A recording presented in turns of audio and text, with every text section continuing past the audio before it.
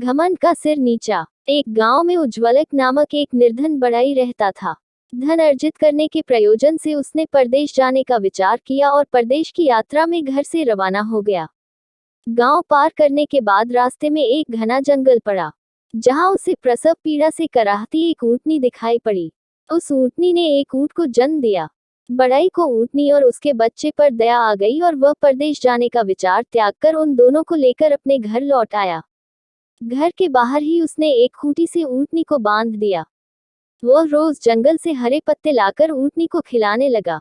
कुछ ही दिनों में ऊंटनी स्वस्थ हो गई। वह और उसका बच्चा बढ़ई के घर ही रहने लगे। ऊंटनी का दूध बढ़ई के बच्चों के पीने की काम आता और कुछ दूध वह गांव में बेच आता। इस तरह ऊंटनी उसकी आजीविका का साधन बन गई। समय बीता और ऊंटनी का बच्चा भी बड़ा हो गया। उसका उपयोग बढ़ई माल ढुलाई में करने लगा। बढ़ई ने ऊंट के गले में एक घंटी बांध दी। इससे ऊंट कहीं भी होता, उसे पता चल जाता था और उसे ढूंढना आसान हो जाता था। कुछ वर्षों में बढ़ई ने कई ऊंट और ऊंटनियां खरीद ली। उसका व्यापार अच्छा चल पड़ा। ऊंटनियों का दूध बेच बेचकर वह धनवान हो गया।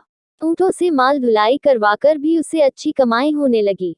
सब कुछ अच्छा चल रहा था, किंतु जिस ऊंट के गले में घंटी बंधी हुई थी, वह स्वयं को दूसरे ऊंटों से श्रेष्ठ समझने लगा।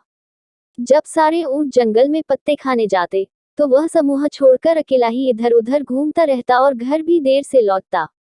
जंगल में जंगली जानवरों का भय था। उस पर उसके गले में घंटी बंधी हुई थी, जिसकी ध्वनि से जानवरों को ऊंट का पता चल जाता था। अन्य ऊंटों ने उसे चेताया, किंतु अपने घमंड में उसने किसी की बात नहीं मानी।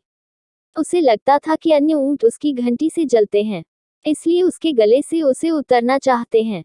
एक दिन जंगल में पत्ते खाने के बाद सारे ऊंट गांव लौटने लगे, तो सबने उस ऊंट को भी अपने साथ चलने को कहा।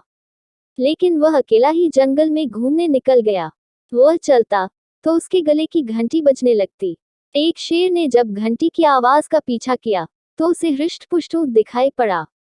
उसे अपना शिकार मिल चुका था। उसने ऊंट पर झपट्टा मारा और उसका काम तमाम कर दिया।